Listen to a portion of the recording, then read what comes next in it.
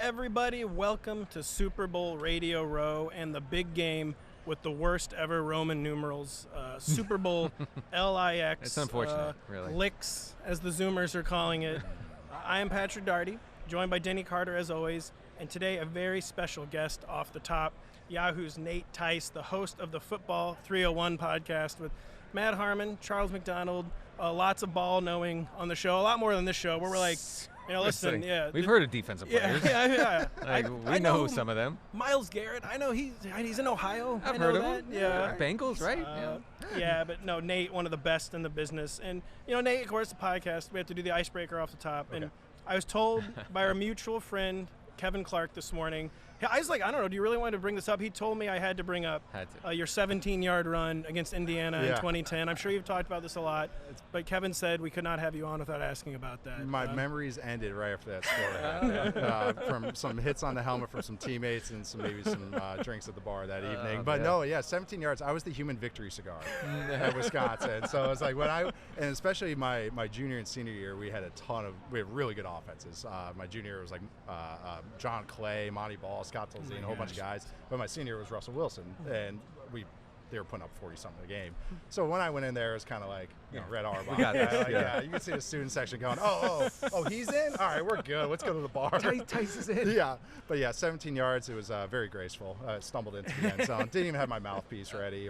Kevin said it looked good. I look good. I mean, he actually said, look, I watched it a couple times. He said he approved. So I have to see it. I have to look this up and find it. The relative scale of being a media now. Like, media members are like, dude, that looked great. And all my old teammates are like, I know your old teammates are like, congrats on the 17-yard run, buddy. And Denny are like, tell us how to do that. Right. How do you run 17 straight yards? Yeah.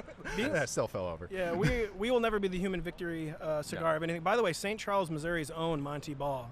Very, very small world. You did nod your head like you knew that name. So from suburban St. Charles County in Missouri. But, enough about that. It's time. Again, Nate knows ball. We're going to ask him about ball. We're going to talk about the Super Bowl. Denny wants to know something about the Super Bowl right off the top. Okay. All right. Look, I did a lot of metrics researching on the Eagles defense to try to find something, some sliver of hope that the Chiefs could do something against this team that, exploit them in ways that, other teams have not so far. Here's what I came up with, okay? All right, and I hope you can indulge me because this is a lot. Eagles defense this season, second best in rush EPA. Best in dropback success rate, third best in passing EPA. Only 4 teams allowed a lower rate of rush yards before contact.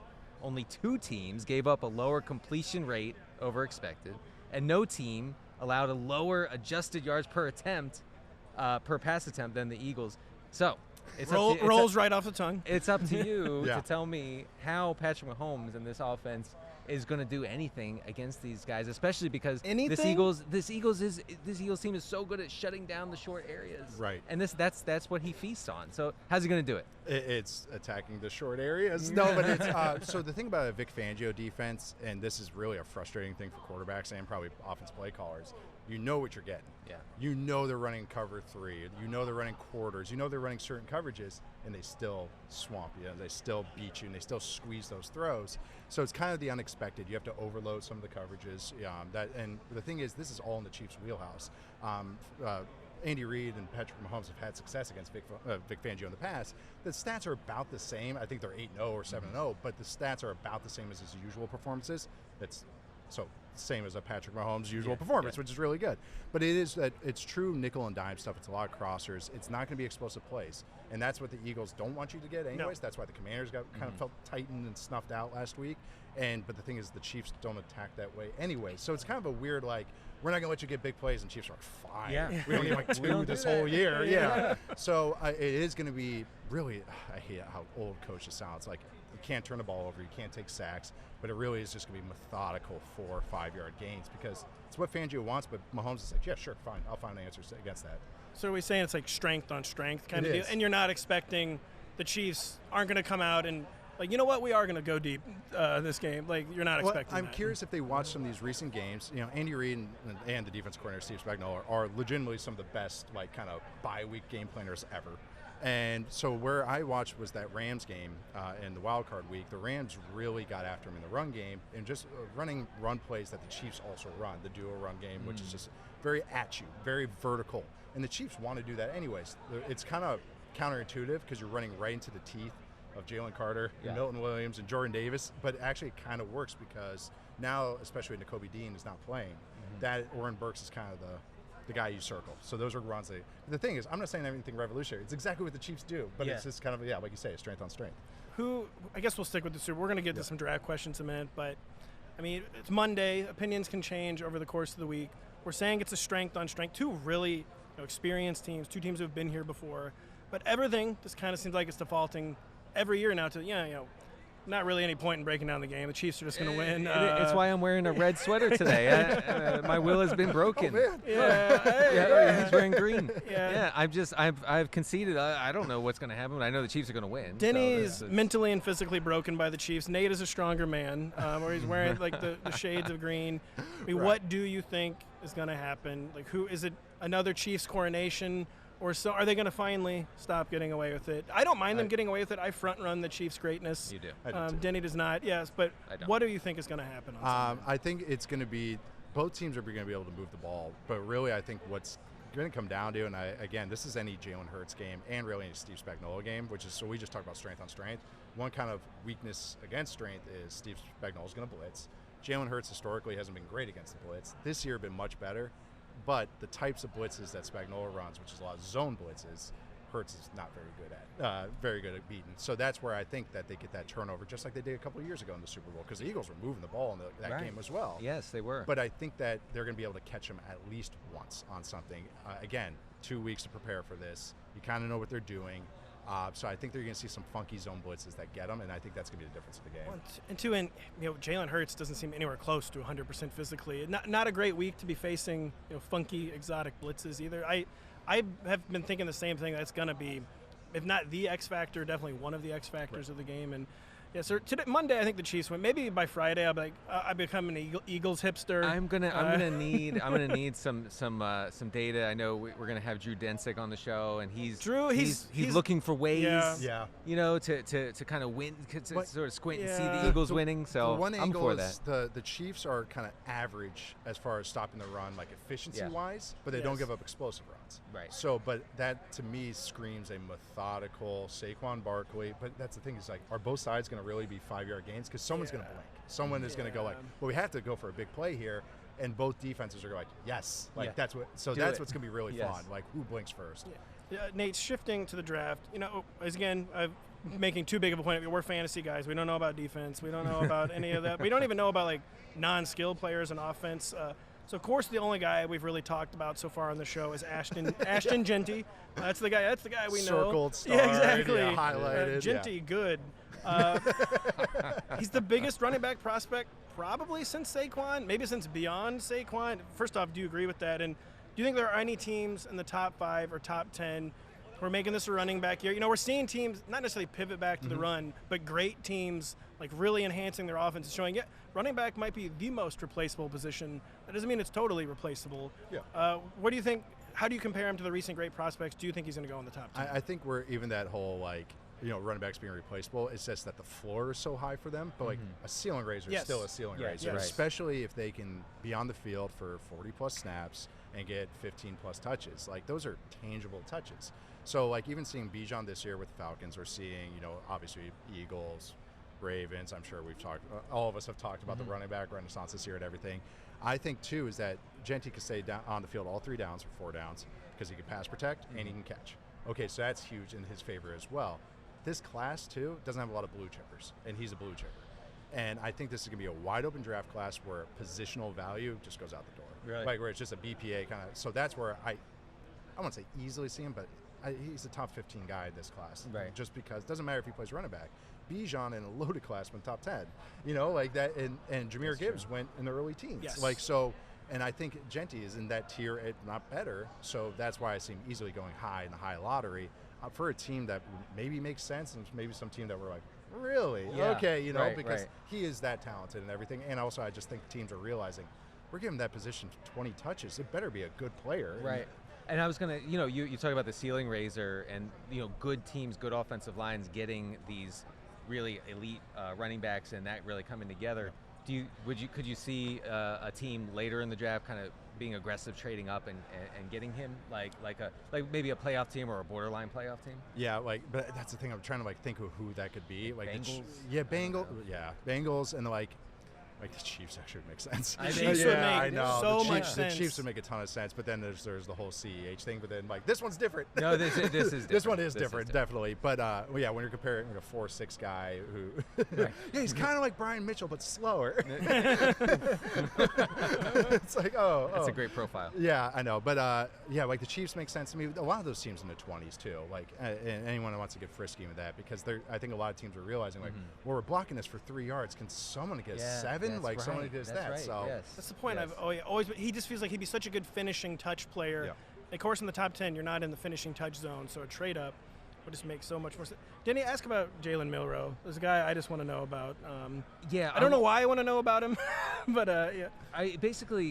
He profiles to me as a guy, as a quarterback that teams, later in the first round will take a shot on, just hoping and praying this time it'll work for us. It hasn't.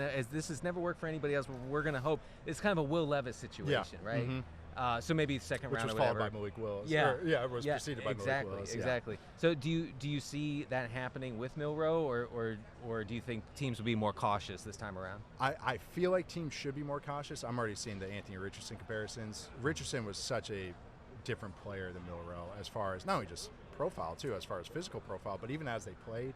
Richardson didn't take sacks in college, which is kind of held up as a pro. Milroe takes a lot of sacks. He does not he's not as great as a pocket passer as Anthony Richardson was. The small hands thing is very real. Yes. That's very real. That's usually disqualifying. We're not even touching him. It's concerning. That's very concerning, especially since he has fumble issues and turnover issues. He struggled to take snaps during the Senior Bowl, which again, it's 1 week of practice, but you also have time to prep for that. So it's like, ooh, it's still an issue. Like just there's red flags for me.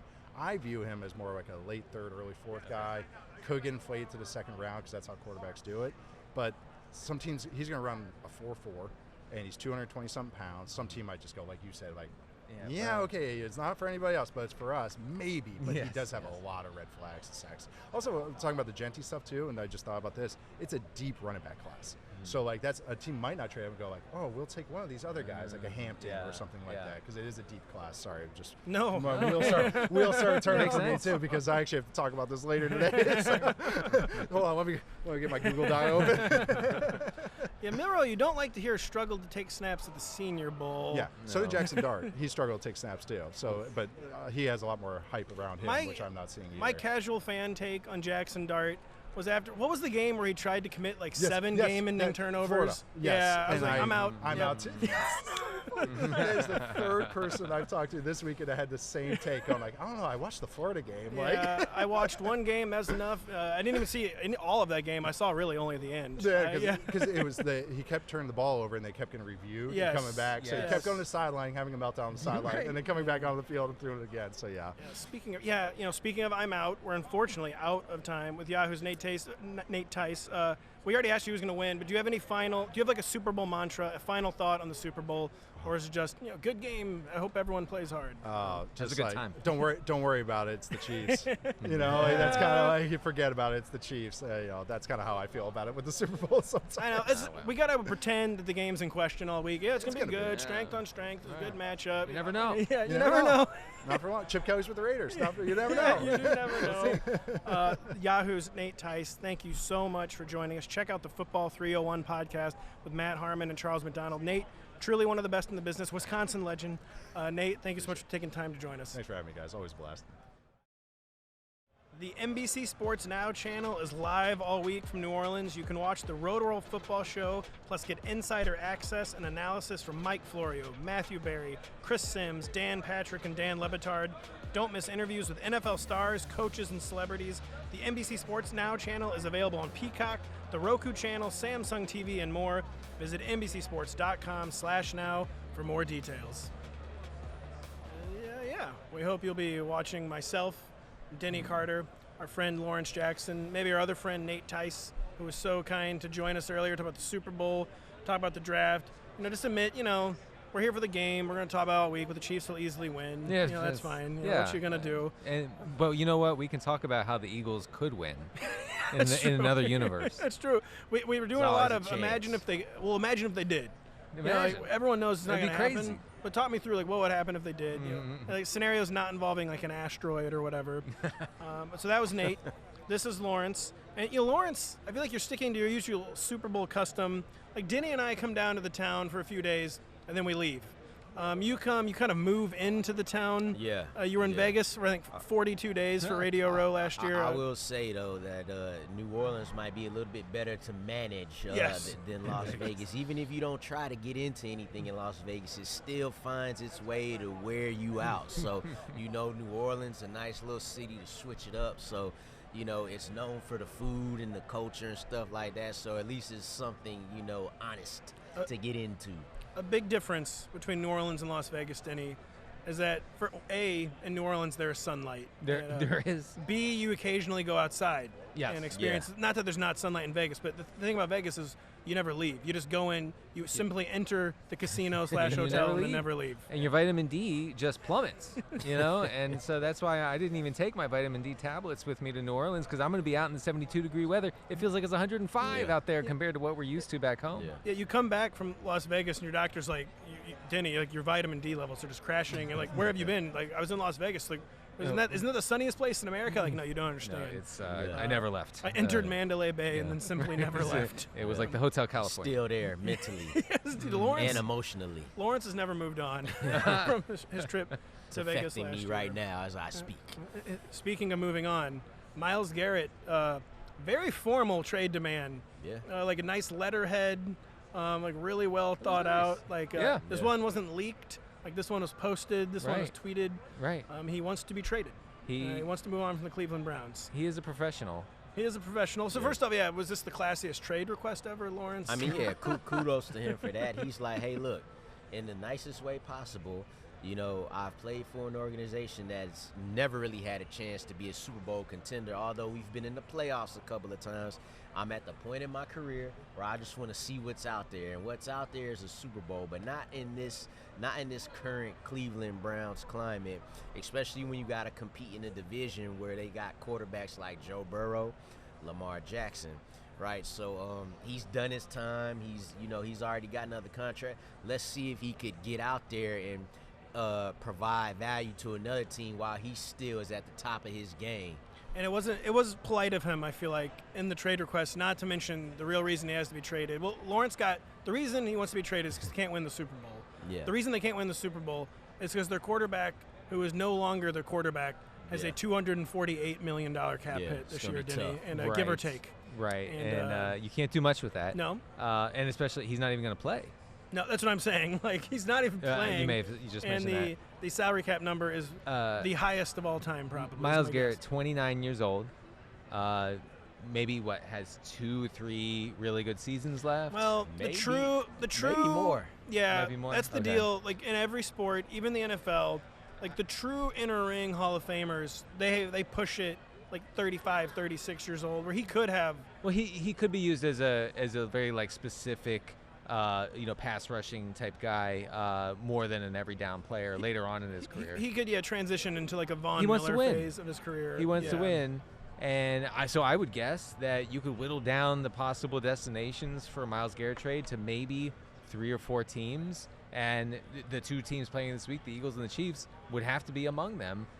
This Eagles team would be terrifying with Myles Garrett on that defensive line. They already are. They already are. It would be it should be like illegal. Like the league should have to step in and stop that from happening, like David Stern's situation.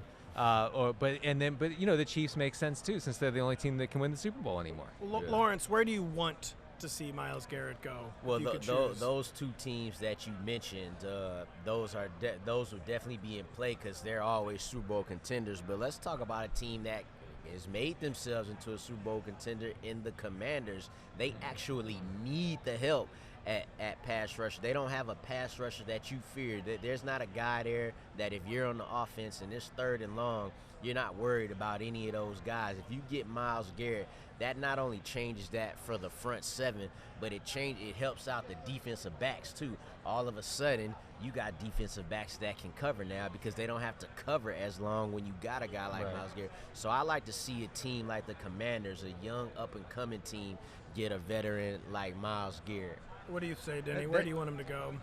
That's not a bad landing spot. I mean, I think you would have to assume that the Commanders will take the next step. I know they got all the way to the NFC title game, so but it works just like with the Texans this year. You just automatically take the next step. Right, always. But see, that's happens. the thing. They have to do something to take the next. Even though the Texans did, it didn't end up working out. But it's like you saw why you lost 55-23. Help correct that. Mm-hmm. I mean, I would guess he lands in Kansas City. It would be my Come on, man. Guess. It's too. You're not it's even too kidding. easy.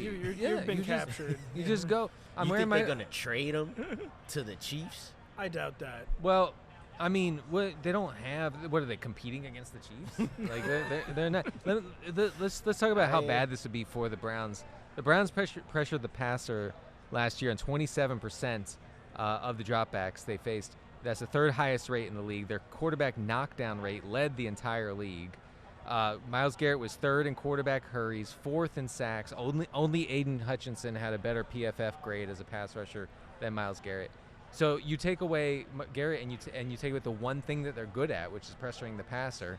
The Browns are looking at just absolute misery next year and the years ahead. I have two quick kind of like under the radar teams that I would like to see because I frankly want to see him be like a finishing touch piece for like the Ravens or the Bills. We know the Ravens isn't going to happen. Yeah, definitely not by trade. The Bills probably are not happening. I was scanning through the teams. I feel like the New England Patriots, they need so much help on offense that you can't. The Patriots on offense are not a one-player problem. Coming in though, defensive-minded Mike Vrabel, they have money to burn. I could see them maybe being a dark horse for Myles Garrett, and I could see the Rams. I know the Rams just like hit the draft out of the park. Yeah. They replenished their defensive line, but they're like a big move team. Mm-hmm. They didn't replace Aaron Donald. I mean, they kind of did replace him almost in the aggregate this year, but they're used to having like this fearsome building block on their defensive line. Mm-hmm. They're always making big moves. I could see the Rams being a dark horse team. What about the Atlanta Falcons? The Falcons came to mind too. They also need pass rushers. You see what they're building on the offensive side of the ball now that they got Penix in there. That's kind of the one thing that it's a glaring of it's lacking. It's it's bright as day. You got good enough defensive backs led by A.J. Terrell where you just need that guy. They traded for Matt Judon, but it's probably fair to say his best days might be behind him. But with Myles Garrett, his best days are still now. He's the reigning defensive player of the year, and Atlanta hasn't had that in years. And the Falcons are a team too that, despite having not a great season, they don't have that many holes or question marks. Different positions, but Raheem Morris too. He got used to the Aaron Donald life in L.A. Where you're like, you know what, my life would be a lot easier if I had a superstar defensive lineman on my team, and I could definitely see the Falcons being a fit. But it's all right. That's our first and last ever defensive segment on the Rotoworld Football Show. We'll never do that again. Yeah, this is my pledge to you is we will never talk about a defensive player again. That'll never, ever happen again. So this is why we're moving back to our preferred side of the ball, the offense. And listen, first off, we have a correction to make. On the show last week, I may have talked as if Darrell Bevell to the Raiders as offensive coordinator was a done deal. Oh, man. It turns out no deal has ever been less done. And, you were so convincing that you got me. I was like, Bevell's the offensive coordinator. No deal has ever been less done. Yeah. The Raiders press corps was saying it's basically a done deal. It was not a done deal. It's not Darrell Bevell. It's Chip Kelly, an old Pete Carroll adversary, a guy who has so much experience both at the college, both at the pro levels. Kind of an interesting fit for a team that we know is going to ride the run game. That's what Pete Carroll does. And also a fit, I feel like, in that they need a quarterback. Chip Kelly is coming from the NCAA world. He might be more familiar with the quarterbacks. What are our initial thoughts, Denny, on Chip Kelly to the Las Vegas Raiders as OC? Yeah, well, you kind of know what you're getting with Chip Kelly, and it's this. Lots of plays, lots of play volume, an offense that goes pretty quickly, although not at the speed that his They Oregon's don't do the team hipster speed anymore. I'll touch on that in a second. And you're probably getting a team that leans heavily toward the run. He had one as an NFL head coach, three years for the Eagles, 1 year for the Niners. He had one team as an NFL head coach that was more pass heavy than run heavy. So you would guess that they will lean on the run. Who's going to be the running back? I don't know, but I would guess that guy would be in for a high volume type of season. I have to say that the Chip Kelly speed offense thing was one of the coolest things I've ever seen in the NFL until it was figured out within like 2 weeks. So until it got figured out very easily. Yeah. But, yeah. Yeah. Well, with the Eagles that first year with Michael Vick, I mean they're running to the line of scrimmage like after a big gain. That was very exciting. But those are gimmicks. So we shouldn't expect that. He has kind of moved on from that too. He has. Yeah. And what do you think, Lawrence? Chip in Vegas. You spoke right about how they want to run the ball. You could see a lot of that in what he did this past season at Ohio State with Quinshon Judkins, Travion Henderson. What he does like to do though is spread the formation out, get the defenders to spread, and then you run it right down the middle. So I think that will help. That'll help their offense. Now they got their head coach, they got their offensive coordinator, fresh off a national championship. Now you just got to solidify that quarterback position at least for this year. So if they sign a veteran and draft, then you kind of got some type of foundation. But you're getting the pieces together. You just need that quarterback. And as far as running back too, I could see them adding another running back in the draft. Even though I did like what Sincere McCormick did. I actually think he was their best running back whole season, and it made me think like, why wasn't he playing from the start? But they putting the pieces together. I'll say several thoughts. Sincere McCormick was their best running back. Sincere McCormick probably should not be your best running back. I would say it's probably a problem. Probably a problem. And first big thought is kudos to Pete Carroll, because the entire theme of our segment where we thought they had hired Darrell Bevell was like, yeah, Pete really needed to nail these coordinator hires. And he didn't. And he didn't go outside his own tree. He got the first Pete Carroll retread he could find. He needed to go outside his coaching tree. He did not do that. Turns out he actually did. He did. And so, maybe they go Chip Kelly coming from Ohio State. Maybe they take his old quarterback, Will Howard, and try to develop him. Who knows? So I can't remember what the exact pick the Raiders have, but we know it's high. 6 or 7. Okay, 6. Yeah. Would you say the Raiders, so Pete Carroll is the guy who drafted Kenneth Walker, and then the next year immediately drafted Zach Charbonnet. He's an RB investment guy, but they need the quarterback so bad.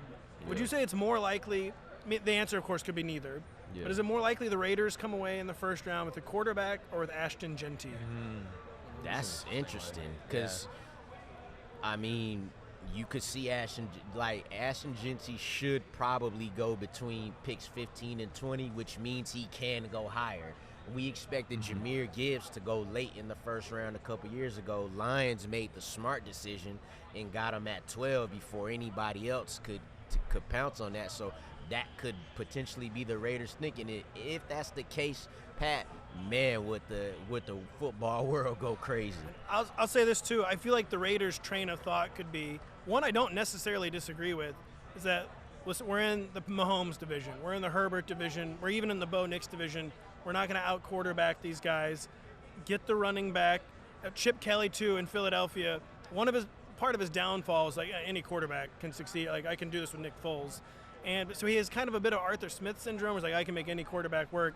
But maybe he can, and maybe that just is their best bet right now, is to, try to get the blue chipper and Ashton Jeanty, maybe duct tape and glue the quarterback room for a bit. I mean, I know, listen, this is kind of a galaxy brain saying you should invest in the running back instead of the quarterback, but I could see it being a credible zag in a division where they need to. Well, defense and running game versus the high-flying quarterbacks of the rest of the division. I think that actually does make some sense. Just to emphasize something with Chip Kelly, though, in 4 years as an NFL head coach, his offense is ranked in the top 10 in total yardage 3 times. So I actually think that his track record is better than we remember. Is better than we remember because look, in San Francisco it all fell apart. Okay, but that was a joke. That was one of those classic scam years. That was never going to happen. No. They lost 12 straight games. You know that. So that was you can throw that out. I trust that Chip Kelly can install this sort of offense that could be interesting, maybe even fun for fantasy purposes, depending on who they get. No, absolutely. So yeah, no offense to Darrell Bevell, we're a little more excited about the Raiders now. We are. And again, sorry, Darrell. Issuing a correction on the previous podcast that was not correct. Yeah, you don't got to hand it to Darrell Bevell. Yes, folks, the Raiders did not hire me as the offensive coordinator. They didn't do that. They did not. So that's an offensive coordinator hire. We have another offensive coordinator. We had all heard of Chip Kelly. for obvious reasons. A famous football figure. Be honest with me, Denny and Lawrence. Had you ever heard of new Cowboys offensive coordinator Klayton Adams before he was hired? I have heard of him, but this is look definitely at this guy over here. yeah. Ball knower. Yeah. Ball knower much? I just like to show off sometimes, at least for 2 seconds. Nah, but this is certainly, we know him now because if you're involved with the Cowboys, you're involved with Jerry Jones, you're going to have a target on your back, so to speak. But this is certainly his best job. He's usually been a position coach, college ranks and the pro ranks. But to me, the interesting thing is going to be like, what'll be his actual involvement in the play calling with Brian Schottenheimer. Apparently, Schotty is going to call plays too. They've already kind of claimed that. That's probably good. It's probably good. My thoughts, Lawrence, on the Klayton Adams hire is it seems like it's a great hire for an offense that has. If you think the offense already has things figured out, and you're hunting for finishing touches, maybe they just think this is like a self-sustaining Dak Prescott attack, and the offensive coordinator doesn't even matter that much, and they're just looking for like an extra pair of eyes in the room, like an experienced, good coach. Because he seems to be he's noted for his running games. Klayton Adams did a really good job with James Conner in Arizona, and it's a good hire if you accept that the Cowboys are only a few good hires or a few good signings away from competing. The question, of course, is that actually the case? Because that's not usually the case. And they're gonna, they're gonna get in the running back market. Let's be real. We keep talking about Jeanty, but this almost seems like we're going to draft Ashton Jeanty type hire. Like, get the running back guy in here to help Ashton. Yeah. And there's going to be multiple rounds they could address that just to get some competition in that room. But I was just noticing one thing. His picture, Klayton Adams, he kind of resembled Mike McCarthy a little bit. So I don't know. Like, did they really mean to part ways with him? Because they don't look like it. It looked like they still kind of feeling that. They've hired a slightly younger. Slightly younger, slightly. Mike McCarthy's from Pittsburgh. This is more of an Ohio Mike McCarthy. Looking at Klayton Adams' picture. Sorry if you're not watching and you're listening. And so, I don't know. The Cowboys, my take on the Cowboys is becoming, they're a team that needs good injury luck. They kind of had that some of their 12-win seasons. Yeah. Last year, because they're always a team that's top-heavy. They have star power. They've got guys where if you turn off injuries on Madden, you're going 12-5 with them. Yeah. That doesn't happen in the NFL. Last year, though, they had the bad injury luck. Do you buy the Cowboys as a contender if say if I told you Dak Prescott played all 17 games, what would be set the over-under at for Cowboys victories this year? 10.5. Yeah, it's going to be around that 9 or 10. Yeah. You would like to see the injuries, a lot of them come on their defense, in the defensive backfield. You like to see that side of the ball. But if Dak Prescott is there, it's not that they've been forgotten, but you know how it is when you have season-long Cowboys injury. are never forgotten. Yeah. Never, ever forgotten. You get Dak Prescott back in there, that division is going to be wild. It's going to be one of the better divisions in football again. So the Cowboys are never forgotten. Here, listen, maybe I'm hallucinating this, maybe I'm making this up, but the other night, Luka Doncic traded at like 11 p.m. on a Saturday night. ESPN, it was such a big deal. They get Stephen A. Smith on the phone. He's like calling in like, really? Yeah, like JFK had just died or something, and like we got to get Stephen A. on the air. I've only seen them do that one other time ever with Stephen A., and that's any time the Cowboys do anything. That's right. So the Cowboys will never be forgotten. Stephen A. was called on this O.C. hire. The Cowboys will never be forgotten, but I don't know anything. I do think one thing about the Cowboys is that because of all the scrutiny that Dak Prescott gets, because he's the Cowboys quarterback, people forget that he's good. Like, is he? No, I mean he's not elite. Yeah, Dak. I know. I mean that's sorry. I was like, sorry to throw the bait all the way out there. But he didn't have a good 8 games this year. I'm looking at his stats: 11 touchdowns, 8 interceptions. Sure, you say he's good, and yet he's been bad. He had his lowest adjusted yards per attempt of his career. I was about to say he was second in MVP. 2 years ago. Yeah, right. So this past year, not great, but overall, like this team can win just based on his ability to manipulate the defense, his ability to make tough throws. So I don't think you can mess this up too terribly bad. Of course, you can just clip that for when the Cowboys are 0-6, and I'm apologizing for them. The Cowboys are insane because they have the quarterback, they have the game-breaking offensive weapon, they have the elite pass rusher.